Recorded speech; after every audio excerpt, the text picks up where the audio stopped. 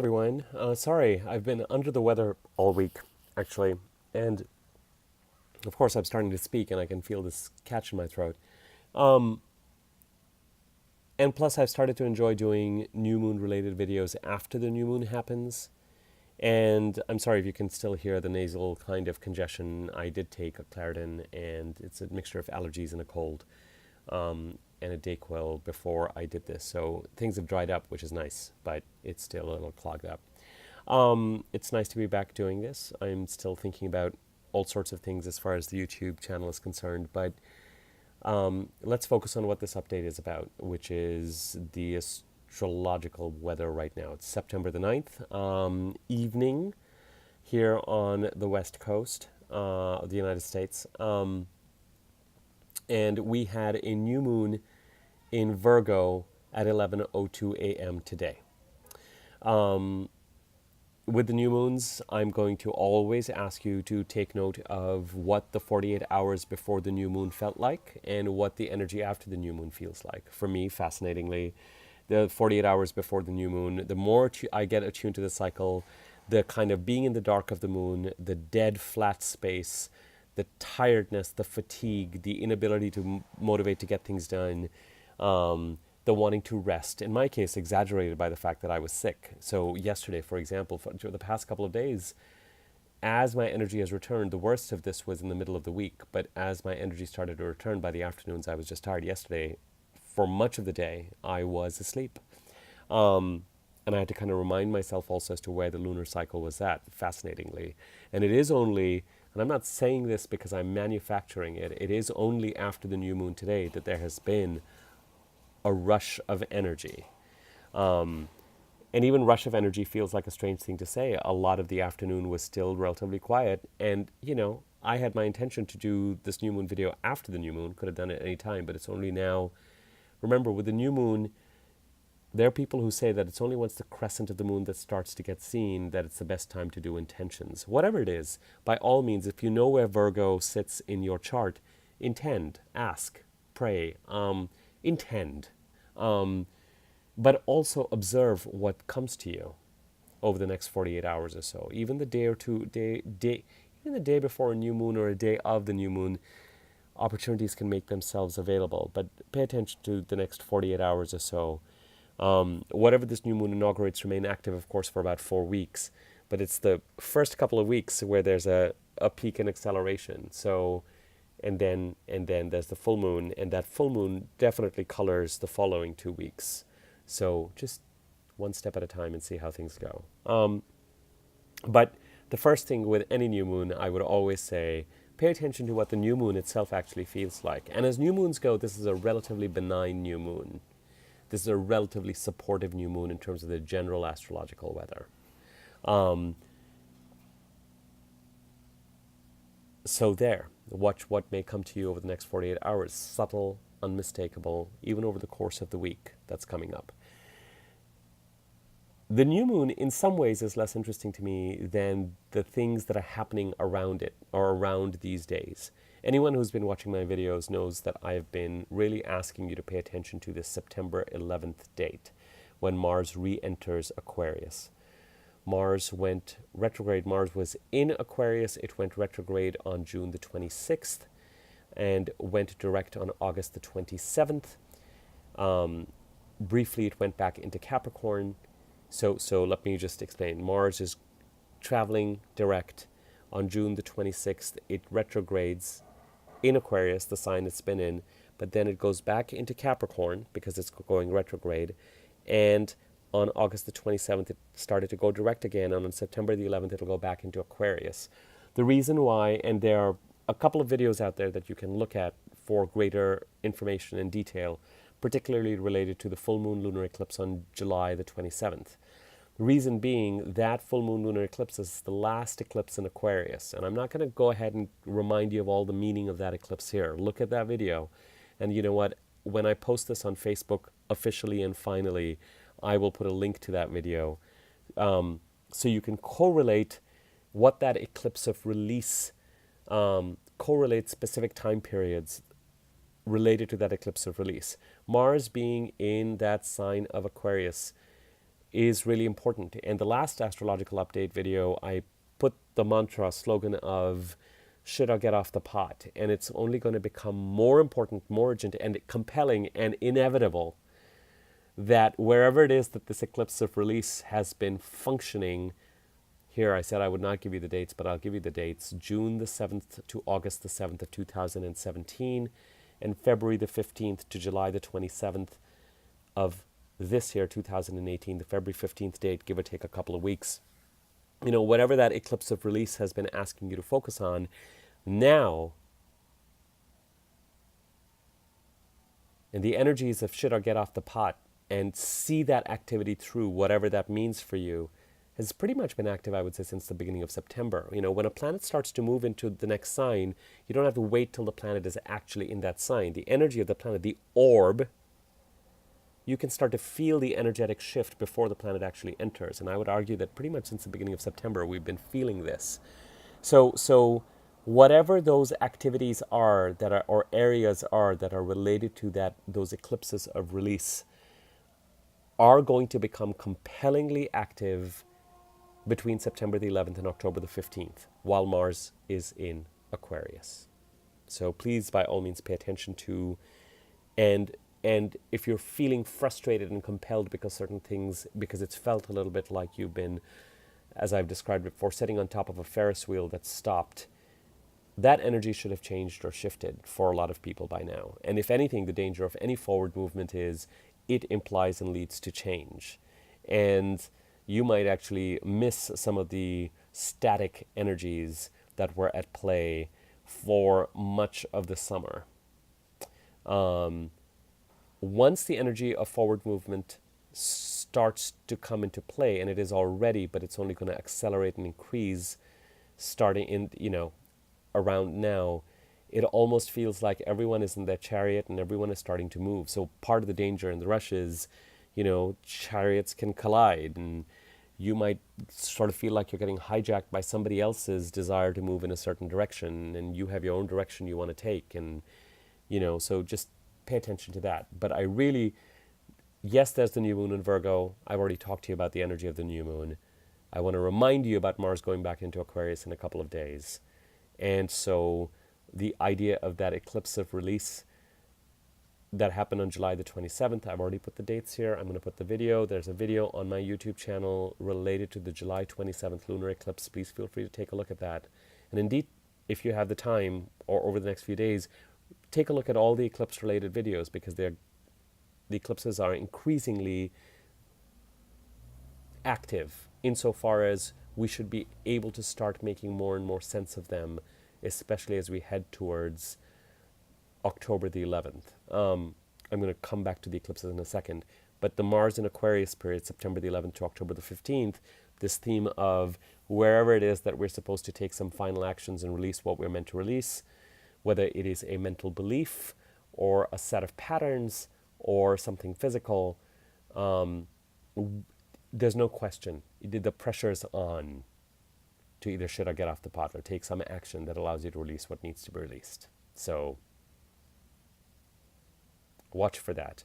And take into account any information that you had to review that either reinforced or asked you to reconsider potential directions that came through the Mercury retrograde period, which was, you know, Mercury went direct, I think, around August the 18th, if I'm not mistaken. So Mercury has now pretty much crossed its shadow period and is now well and truly direct in Virgo, where we had the new moon. So just,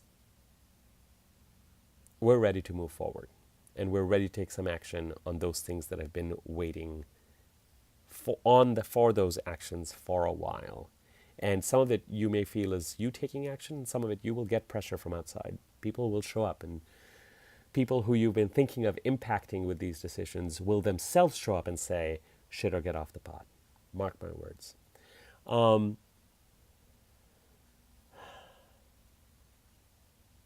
There's one more transit that I've talked about previously, but is starting to become increasingly active and relevant for the rest of this year. And that is that Venus is planning to go retrograde.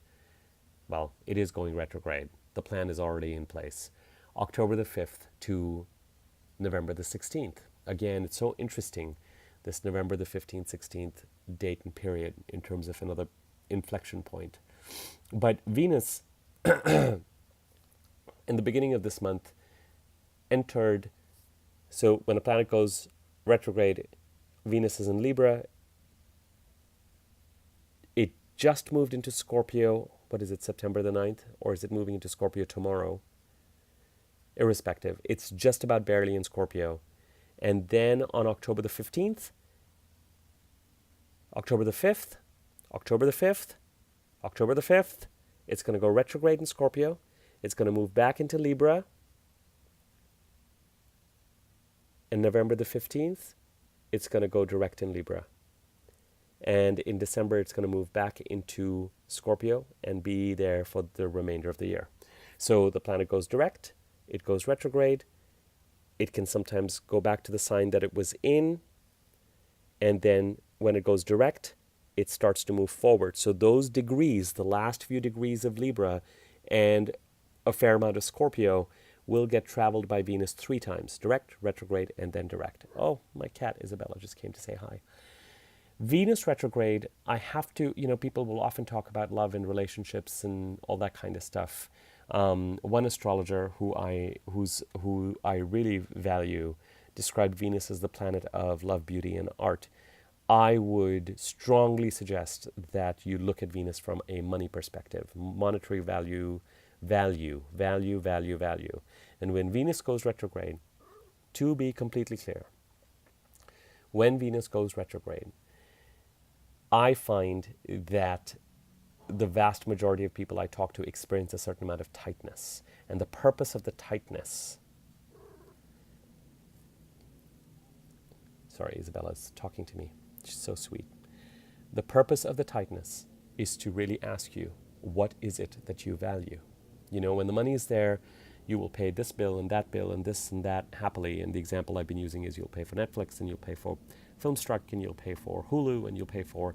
But then when the money is not there, you may be compelled to really look at it and say, what do I use these at all? How much do I...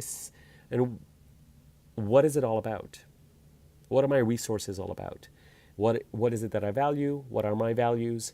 So prepare for, if you really want to be looking ahead, prepare for a certain amount of financial tightness, perhaps. But I would strongly... Prepare for a certain amount of financial tightness starting October the 5th till November the 15th. Those are the dates of the Venus retrograde period. The energies will be in play a little bit before and a little bit after that. And as I said, no one enjoys financial tightness, but there is an overall reason. And Venus was last retrograde in early 2016. I would have to look at the dates again. March, April, May, sometime then. So it was not in the same part of the chart. Why am I bringing up Venus retrograde now when it's not going to happen until October the 5th? I'm bringing it up because the degree that it is going to come back to, it has just started this 3-time, it has just entered that part of the chart that it's going to go over 3 times in the beginning of September 2nd, September 3rd, thereabouts. So pay attention to what has been coming up this week that may have a monetary theme, relationships, values, what you may value, because it might go in a certain direction and then it might all get revalued and then resolved one final time. And I think maybe that's best that I leave it there. When Venus is retrograde, it is possible or likely that financial sources from the past come through or relationships from the past surface. There's a lot of emphasis, of course, about Venus being the planet of love. And I kind of, I think the idea of love and desire has a male principle and a female principle, regardless of what your gender identification is. And I think it's difficult to talk about love and sex and desire and passion without factoring Mars into the equation as well. I think that conventionally certain attributes are given to Venus that really belong to Mars. But the bottom line is the idea of relating, the idea of establishing relationships and contracts, the idea of expectations, all of that does sit the idea of diplomacy, the idea of making relationships work over the long term. All of that really does sit with Venus. So it's not so much the planet of desire as much as it's the planet of, it is the feminine planet as much as it's the planet of valuing what is to be valued in a relationship. So when Venus goes retrograde, we're hitting about the 15-minute mark. I'm going to start wrapping it up. When Venus goes retrograde, relationships can start to get evaluated too. So, new moon today. Happy new moon in Virgo. I hope that over the past few hours you've started to feel a little bit more energy. And I hope that over the next 48 to 72 hours, and even as the next couple of weeks progress, you're able to start moving your train down a certain direction. Helps to know where Virgo is in your chart, but, be that as it may be, that's not what this video is about. Number two, we really are entering a really important phase that is related to the July 27th eclipse, even though that eclipse has passed, which is that Mars goes back into the part of the chart where that eclipse occurred. And the idea of shit or get off the pot, sorry, it's a little crude, but it's accurate, is really whatever it is that we've meant to release, these energies were really active from June 7th to August 7th, 2017, and February 15th to July 27th of this year. It's time to dot the I and cross the T, and you will be compelled to do so during that time period, September 11th to November the 15th. Venus goes retrograde October the 5th to November the 16th, and has already entered the part of the chart that it's going to be traveling over 3 times. So especially this past week or so, and right now, pay attention to things that are coming up related to money, relationships, creativity perhaps, and just be prepared financially for many of us. We may experience kind of financial crisis as we head towards October the 5th and through November the 15th, and even a little bit after that, November the 16th, a little bit after that. And the overall question of Venus going retrograde is really kind of sitting us down and putting that proverbial weapon to our head and saying, all right, what is important to you? And how are resources in your life being managed in order to ensure that you are carrying the right amount and the right kind of resources on your back to get to what your overall goals are, okay? And there's one other thing that I really want to mention that I have not mentioned yet. I was going to summarize, but I'm realizing there's one more thing that I have to mention. The July 12th solar eclipse, and there is a video on this on my channel. The July 12th solar eclipse in Cancer, the first of the Cancer Capricorn eclipses. And these eclipses are going to become even more active in 2019 and early 2020. What that July 12th eclipse was bringing thematically in terms of an area of change should be making its presence felt by September the 12th in a few days. So look back and pay attention to that. Again, it's very difficult to interpret where that eclipse is affecting you without looking at your personal chart or looking at where the sign of Cancer is in your chart to be more accurate. But that particular eclipse has made its presence felt. And let me remind you that for our current president, that eclipse occurred in his 12th house. And I'm not going to get too technical here, but it was right after that eclipse. So some people feel the impact of an eclipse right after that new moon. But what that eclipse is actually about and what it is bringing takes 2 months to unfold. And the days around that 2-month mark, September 12th, I would pay attention to those, the week before and the week after. And for the Russia stuff exploded, he was in Moscow or St. Petersburg, wherever he was, at around that time, no, in Finland, wherever they met. That fateful press conference, that fateful public encounter with Putin, and the consequences and the unmistakable idea of a revelation of hidden activities, things that had been suspected but all of a sudden just came into the spotlight as something that absolutely have to be contended with. I'm playing with my cat. And that's her tail. That's Isabella's tail. Came to the fore right after that eclipse. I'd kind of downplayed the time right after the eclipse, but I was wrong in that case. So there's that at play currently as well. So lots going on. Enjoy the new moon. I'm happy to be back doing these updates, and we'll be in touch soon.